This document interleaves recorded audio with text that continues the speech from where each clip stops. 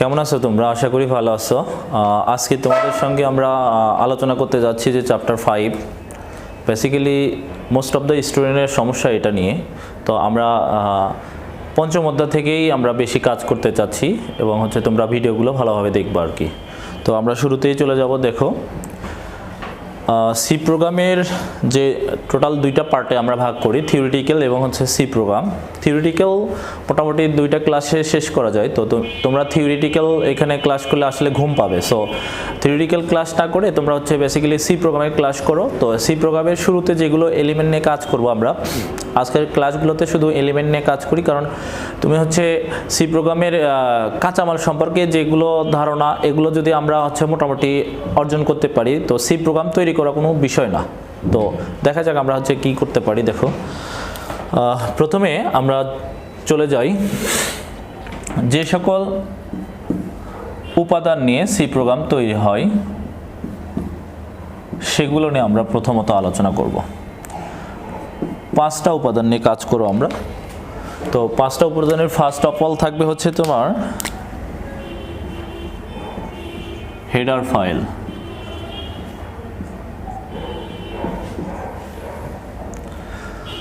সেকেন্ডে থাকবে তোমাদের ডাটা টাইপ।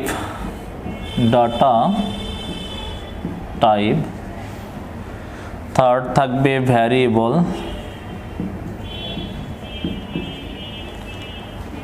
ফোর্থ থাকবে অপারেটর।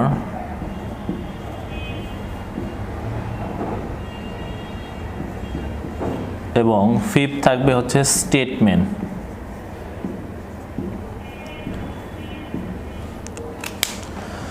6 নম্বর একটা আছে ফাংশন। ওটা নিয়ে আমরা আপাতত এখানে কাজ করব না, কারণ ফাংশন আলাদা একটা টপিকস, ওটা নিয়ে আমরা সাইডে আলোচনা করব।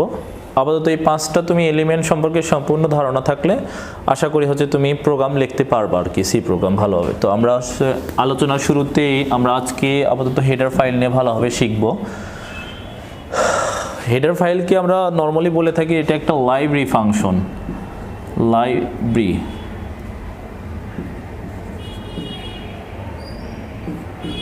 লাইব্রেরি ফাংশন বা শুধু লাইব্রেরি বলতে পারো। তাহলে লাইব্রেরিতে কি করা? লাইব্রেরি আমরা বুঝি যে যেখানে বই মজুদ থাকে। নর্মালি তুমি চিন্তা করো যে আমাদের এই শহরে 3টা লাইব্রেরি আছে, একটা আর্টস, একটা সায়েন্স, একটা কমার্স লাইব্রেরি। তুমি যদি ফিজিক্স বই চাও তাহলে অফকোর্স সায়েন্স লাইব্রেরিতে খোঁজ নিতে হবে। তুমি যদি মনোবিজ্ঞান বই চাও, সাইকোলজি বই চাও, সেক্ষেত্রে তোমার আর্টস লাইব্রেরিতে খোঁজ নিতে হবে। তো ইন্ডিভিজুয়াল লাইব্রেরিতে আলাদা আলাদা বই পাওয়া যায়। ঠিক এখানে আমরা হেডার ফাইলকে বলতেছি লাইব্রেরি। লাইব্রেরি দ্বারা কি বোঝায় সেটা আমরা যখন সি প্রোগ্রাম করতে যাব, সি প্রোগ্রামের বিভিন্ন ধরনের কাজ আছে। কখনো ম্যাথমেটিক্যাল কাজ আছে, কখনো ক্যারেক্টার রিলেটেড কাজ আছে। এই কাজগুলো বিভিন্ন লাইব্রেরিতে সংরক্ষিত থাকে। তো আমরা সেই লাইব্রেরি নিয়ে কাজ করব। চলো যাই। মোটামুটি লাইব্রেরি একটু ধারণা পেলাম, আরও ডিটেলস আমরা চলে যাব। কয়েকটা লাইব্রেরির উদাহরণ দেখব। আমাদের অনেকগুলো লাইব্রেরি সি প্রোগ্রামে দেখা যায়, ঠিক আছে। এর মধ্যে তোমাদের ইন্টারমিডিয়েট সিলেবাসে 4টা লাইব্রেরি সম্পর্কে ধারণা থাকলে তুমি মোটামুটি প্রোগ্রামগুলো সাকসেসফুলিভাবে লিখতে পারবা। এর মধ্যে আলোচ্য বিষয় সেটা 1 নম্বর stdio.h। তো এই লাইব্রেরিগুলো তোমার এরকম অ্যাঙ্গেল ব্র্যাকেটের মধ্যে রাখা হয়, অর্থাৎ এই লাইব্রেরিটা এখানে অ্যাঙ্গেল ব্র্যাকেট, এখানে অ্যাঙ্গেল ব্র্যাকেটের মধ্যে থাকবে।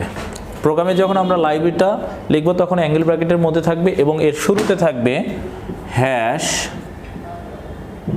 #include।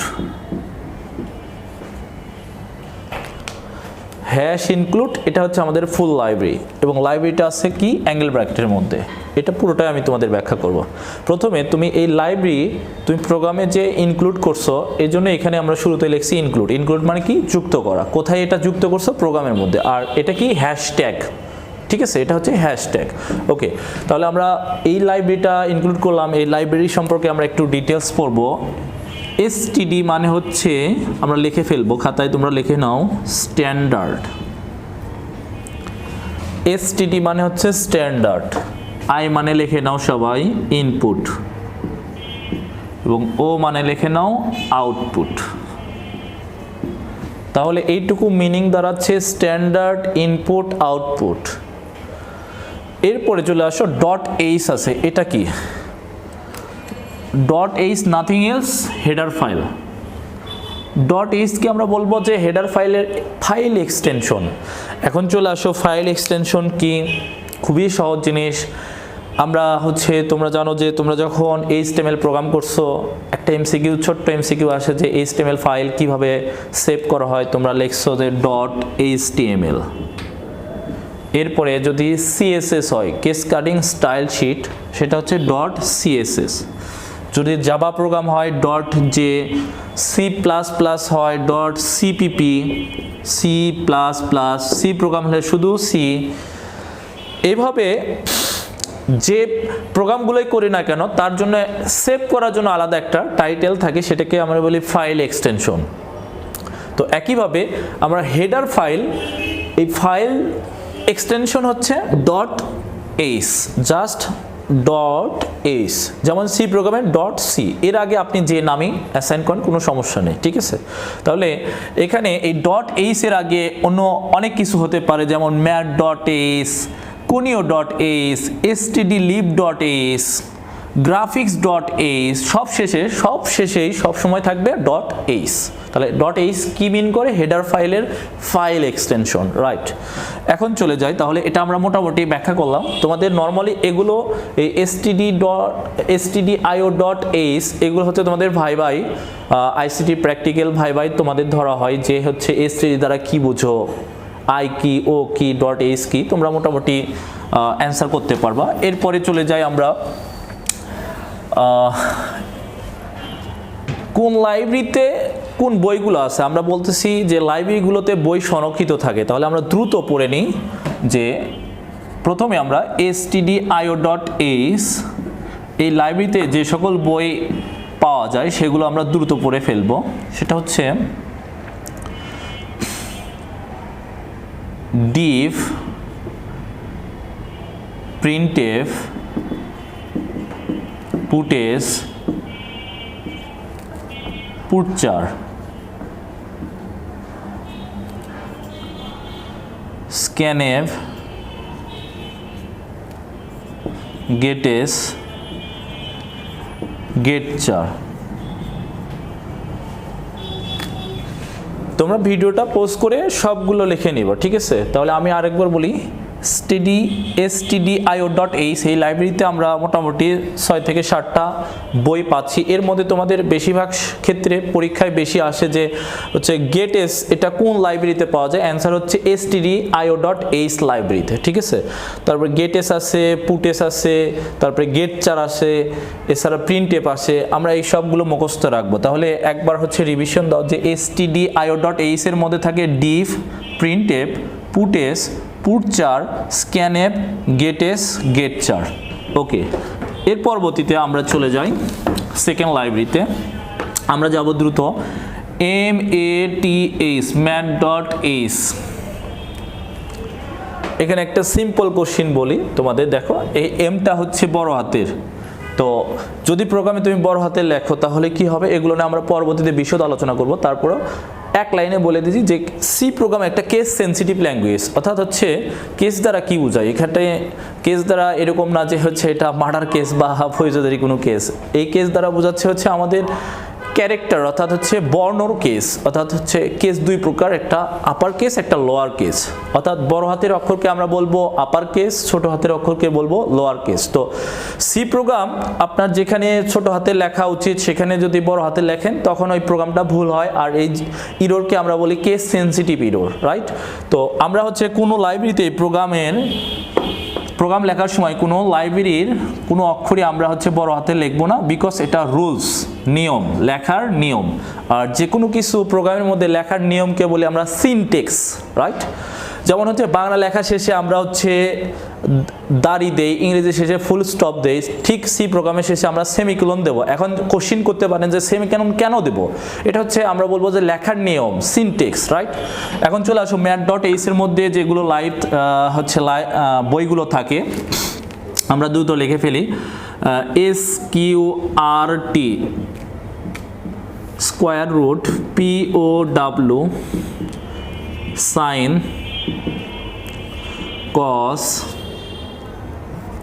10। আমরা ত্রিকোটিক ফাংশনের তিনটা লিখে দিলাম, এর মানে এই নয় যে এই তিনটা ছাড়া আর বাকি তিনটা হবে না, সবগুলো ত্রিকোটিক ফাংশনই হবে।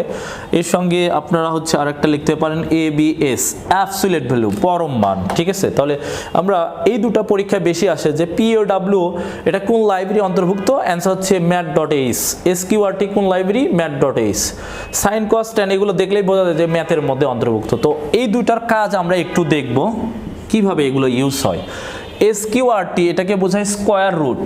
স্কোয়ার রুট কখন ইউজ হয়, সে তুমি যখন নিশ্চয়ক বের করবা, যারা সায়েন্সের শিক্ষার্থী নিশ্চয়ক ভালো বুঝবে, নিশ্চয়ক পৃথক বা হচ্ছে ডিটারমাইন ডি বড় হাতে D equal root over B square minus 4ac। এখানে যখন আমরা এটা প্রোগ্রামের কোনো একটা লাইন হয়ে যাবে এবং এই স্কোয়ারটা লিখতে যাব, তখন প্রোগ্রামে এই স্কোয়ারের পরিবর্তে আমরা হচ্ছে লিখব এস কিউ আর টি এবং bracket B star B minus 4 star A star C, star দ্বারা গুণ বোঝাচ্ছে।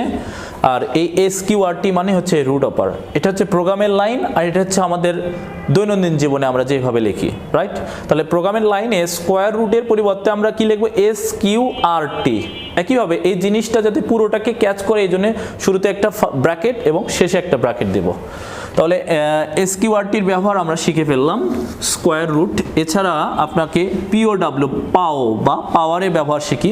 নর্মালি আপনি হচ্ছে যখন এ লিখতে যাবেন বা এ স্কোয়ার লিখতে যাবেন, আপনি এটাকে এ ইন্টু এ লিখতে পারেন, কোনো সমস্যা নেই। বাট আপনি যখন এ টু দি পাওয়ার 9 লিখতে যাবেন, এটা কিন্তু ডিসগাস্টিং, আপনাকে 9 বার এ গুণ করে লিখতে হবে, যেটা প্রোগ্রাম বড় হতে পারে। তো আমাদের মেইন টার্গেট প্রোগ্রাম অলওয়েজ ছোট হবে।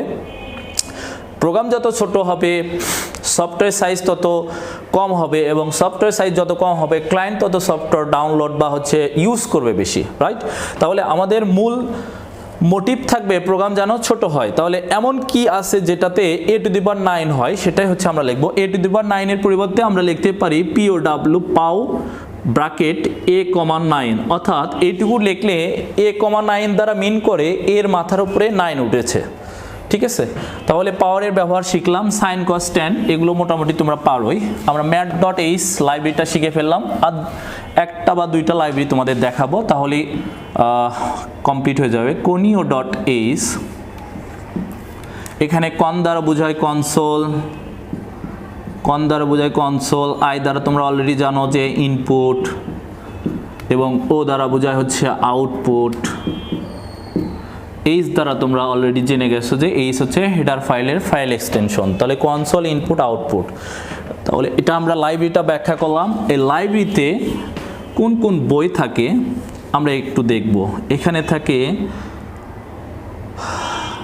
CLR SCR একটা বই, আরও থাকে গেট CH।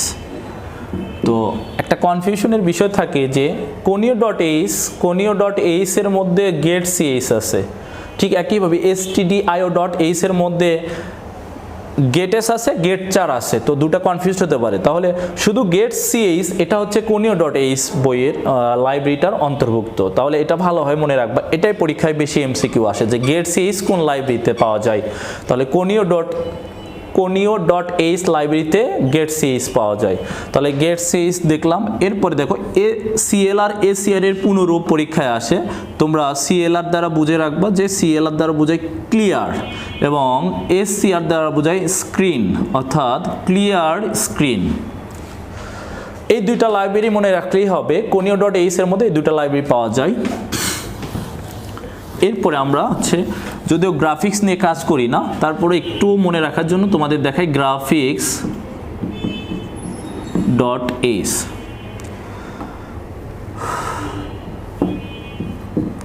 এর মধ্যে যেই বইগুলো পাওয়া যায় আমরা জানি যে হচ্ছে লাইন, ধরেন আপনি একটা স্ট্রেট লাইন সরলরেখা টানবেন এইভাবে, তাহলে সেটা graphics.h লাইব্রেরিতে সংরক্ষিত আছে। এছাড়া আছে সার্কেল, অর্থাৎ বৃত্ত, এছাড়া আছে হচ্ছে বার, এছাড়া আছে হচ্ছে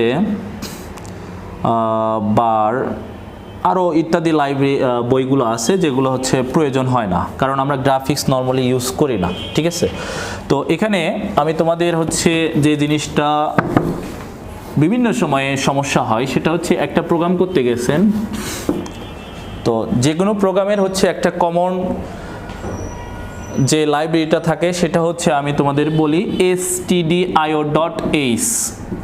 এই লাইব্রেরিটা ইনক্লুড করতে হবে প্রোগ্রামের মধ্যে। অফকোর্স ফার্স্ট অফ অল যে কোনো প্রোগ্রাম লিখতে গেলে আগে #include এটা লিখতে হবে, লাইব্রেরিটা লিখতে হবে। তো আপনার প্রোগ্রামের ভিতরে যদি এই নিশ্চয়কটা চলে আসে b² - 4ac, তাহলে আপনি জানেন যে sqrt মানে রুটের পরিবর্তে sqrt লিখতে হবে, আর sqrt এটার মধ্যে নাই, এই লাইব্রেরির মধ্যে নাই। সুতরাং এটার জন্য আপনি কি করতে হবে, mat.h ইনক্লুড করবেন এখানে। তাহলে আপনার কোশ্চেন থাকে যে একই প্রোগ্রামের ভেতর আমরা হচ্ছে দুইটা লাইব্রেরি ইউজ করতে পারবো কিনা। অ্যান্সার হচ্ছে আপনি একই প্রোগ্রামের ভেতর 2 বা ততোধিক লাইব্রেরি আপনি ব্যবহার করতে পারেন, 10টা লাইব্রেরিও ব্যবহার করতে পারেন, কারণ হচ্ছে আপনার প্রয়োজনের সাথে আপনি লাইব্রেরিগুলো ইনক্লুড করবেন। সো এই ধরনের প্রোগ্রামের ক্ষেত্রে আপনি সেকেন্ড পজিশনে আপনি #include mat.h বসিয়ে দেবেন। মোটামুটি আপনাদের লাইব্রেরি সম্পর্কে অর্থাৎ লাইব্রেরি ফাংশন সম্পর্কে যতটুকু ধারণা দিয়েছি আশা করি ইন্টারমিডিয়েট সিলেবাসটা কভার হয়ে যাবে। আমরা হচ্ছে নেক্সট এপিসোডে ডাটা টাইপ এবং ভ্যারিয়েবল নিয়ে কাজ করব। সেই পর্যন্ত আমাদের সঙ্গে থাকুন এবং হচ্ছে সবগুলো ভিডিও পাওয়ার জন্য আমাদের ডেসক্রিপশন বক্সে আপনারা ক্লিক করুন। Thank you, best of lakh.